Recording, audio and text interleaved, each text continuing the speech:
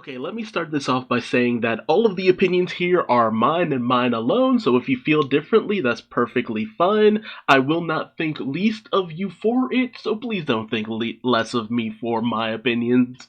But I have to say, I do not care for the fact that Momo actually was aged up 20 years. I don't like it. Now, please, let me explain.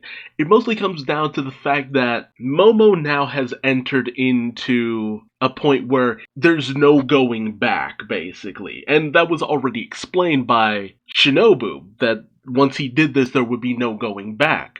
But now Momo can't really develop properly. He can't grow properly. And that was always my issue with the idea of aging Momo up. Because if Momo, now that he's been aged up, is fully capable of controlling his dragon form, and not just that, is as strong as he would have been had he normally aged up 20 years, then that officially makes Shinobu's ability broken. Because then what's the point of anyone training, basically? Why couldn't Shinobu just age up Luffy by a few years or so? Unlock his full potential. Nami, Zoro, Sanji, damn near all of our main cast could be aged up to a point where they would be far more capable than they are now. That's kind of my question here. Why not just do that? Why not just request that of Shinobu? If she can do something like this, and now Momo is far more capable than he ever would have been, she could technically do this for anyone, and they'd be a lot more capable. And I honestly wanted to see this growth from Momonosuke over time.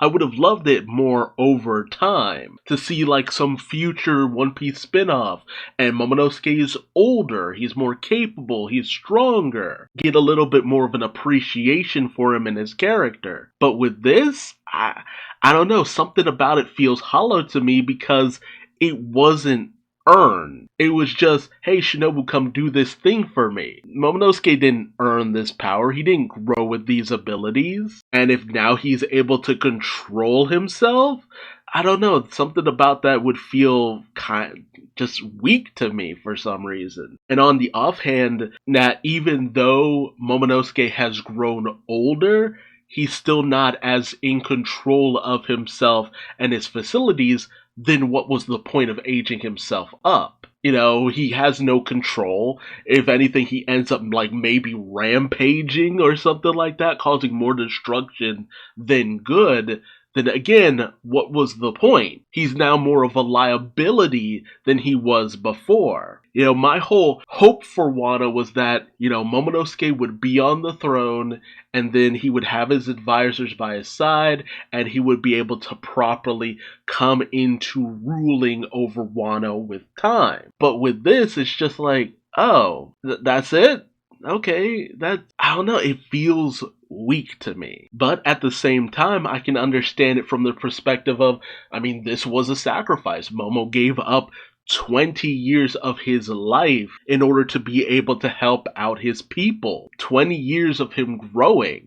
And honestly, that also kind of leaves a bitter taste in my mouth, because it's just like, this kid sacrificed 20 years of his life. 20 years of Momo not even getting to remotely be a kid, to grow, to learn, to properly develop, to have fun, to have actual friends. Like, there's a reason why Odin was able to develop the way he did, because he had time. He had time to experience friendships, to develop his skills, to actually grow into a person. A good chunk of his life, his earlier life, was meeting all these different people, going out into the world, developing, understanding, experiencing. But at the same time, Momo had already experienced a lot of that. But he hadn't really developed from it. Not really, I don't feel like it. Because it still feels like there's a lot of growing Momo still has left to do. I don't know, I'm just not vibing with this idea. And if I'm in the minority with that, I understand completely.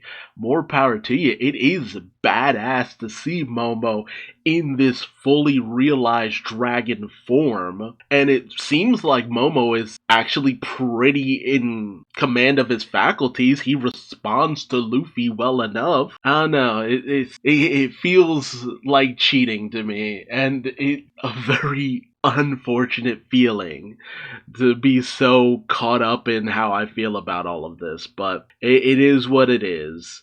We still have the raging battle between Raizo and Fukurokuju that's going on. That's pretty cool. Nekamamushi going after Perospero. And I love the fact that, continuously we keep seeing this preview of Pedro, where it's just like, keep moving forward. You gotta keep moving forward. And Nekamamushi wants to honor Pedro's sacrifice in helping to get Luffy to this point by taking out the guy that Pedro sacrificed himself in order to take down. Like, Perospero really is not getting the best end of things here. It's almost like Oda has a personal vendetta against Perospero, because he just keeps getting the shit beat out of him left, right, and center. I'm really wondering if the rest of the Charlotte kids will show up, and then Nekamamushi will be outnumbered, and then a lot of the remaining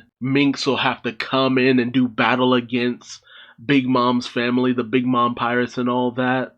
That would actually be a pretty awesome showdown.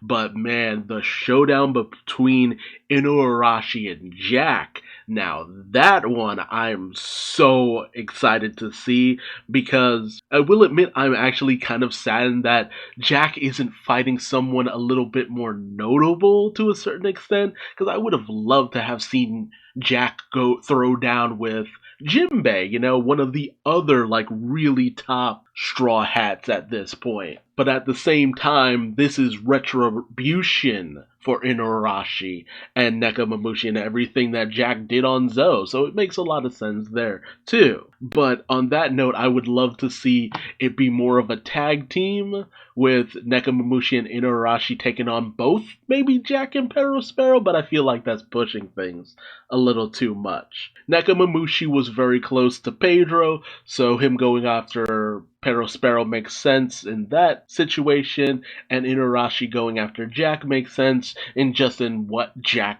did to Zou. So it's all kind of gravy. But man, the stuff with both Sanji and Zoro.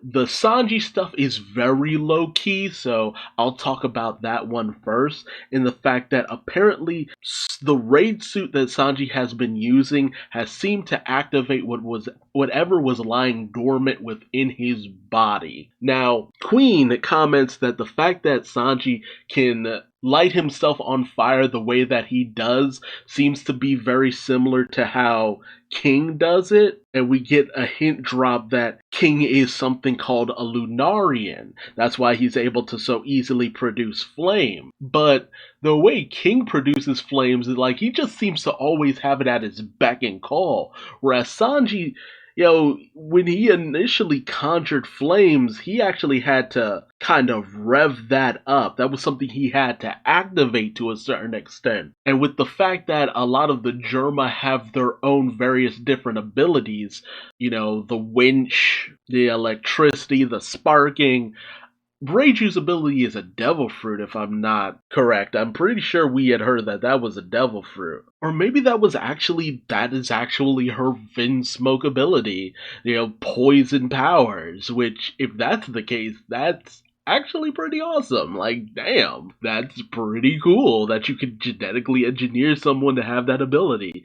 So, Sanji having fire-based powers, if that is a Germa thing, I mean, maybe he has a splicing of the DNA from King's people, which, I mean, that would ultimately be awesome, because, with the way everything has been going, with the introduction of the Lunarian race, that would honestly be one of the few races that Luffy hasn't had an ally with to some degree, and by making Sanji a genetic template off of the Lunarian people, it's just hey, we have yet another race that has allied with Luffy through Sanji, basically. So that would actually be pretty cool. But I think the raid suit is helping to unlock the initial abilities that Sanji should have gotten when he was born that the rest of his family initially had. So honestly, that would actually end up making Sanji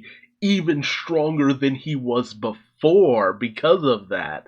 Is like, I love the idea that Sanji got as strong as he is now just naturally as a natural human, but he became even stronger because of the activation of his German DNA and all that. That would be actually kind of wild.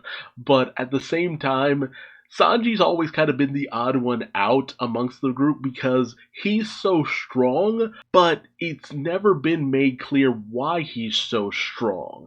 Just that Zeph was a very powerful kicker, and Sanji took after Zeph, but we've never seen Zeph train Sanji, even in terms of kicking abilities, so that always kind of weirded me out to a certain degree. And I ended up really using Sanji's heritage with the Germa as, okay, that explains so much about why Sanji is so capable the way he is, because we see Zoro train constantly. We've seen Luffy out in the woods being a little shit, and the training that he got from his grandpa, who is a high-ranking marine official. So it's just like, of course, he'd be fairly strong.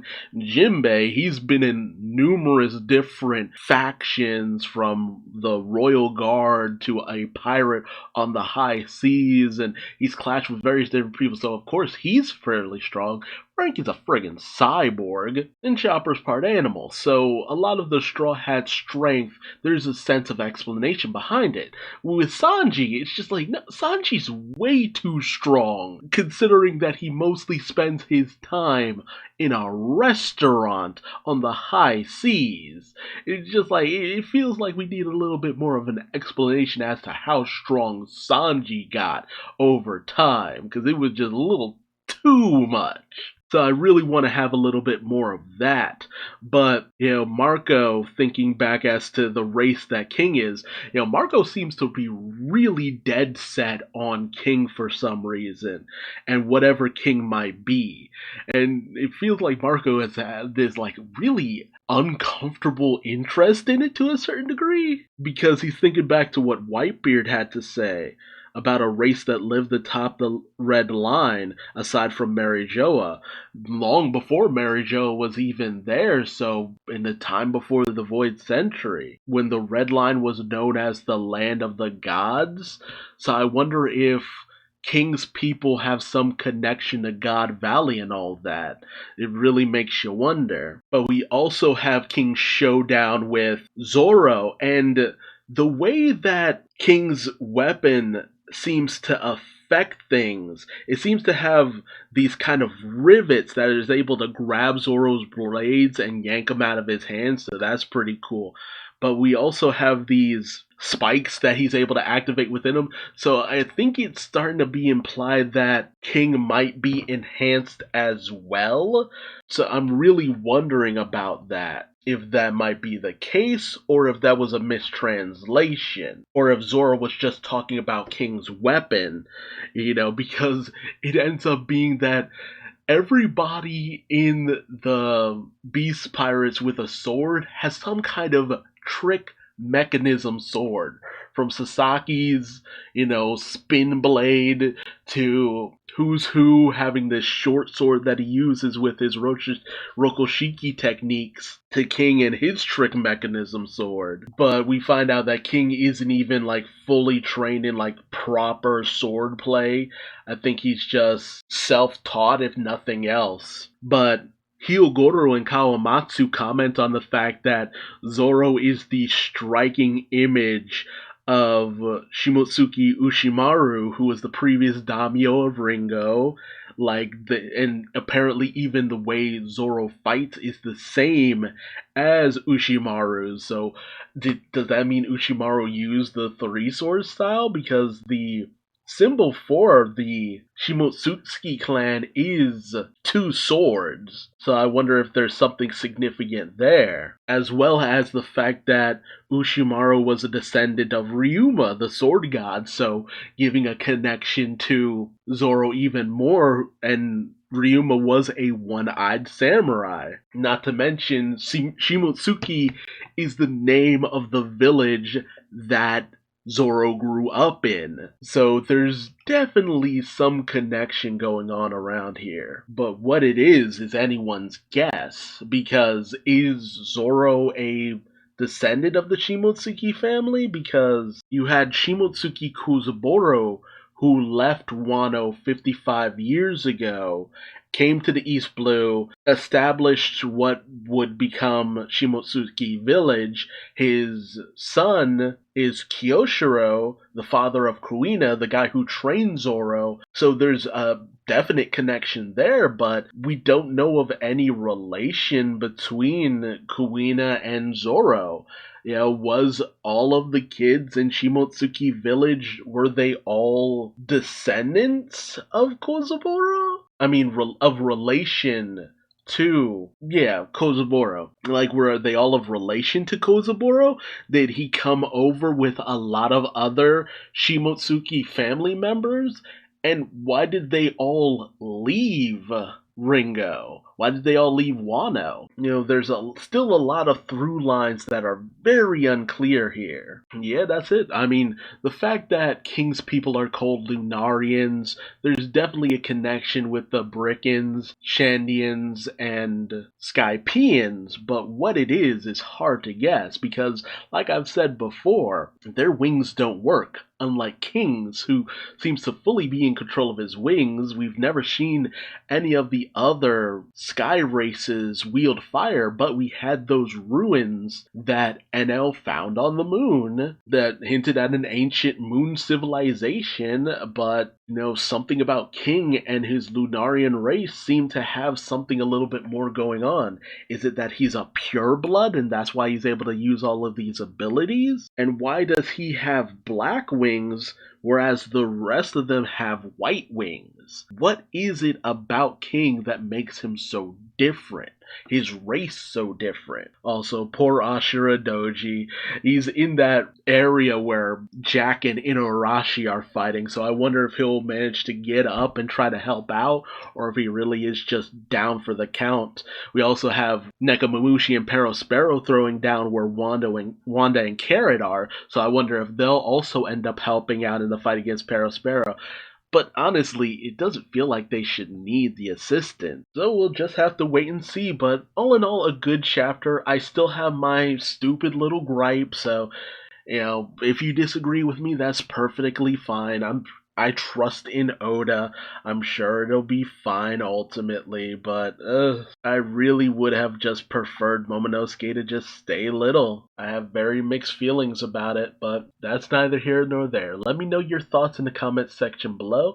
If you liked anything that I had to say, please like, comment, subscribe, and hit the bell icon for notifications. And until next time, I've been Duuz-Diz-Din, and I will catch you later. Bye-bye.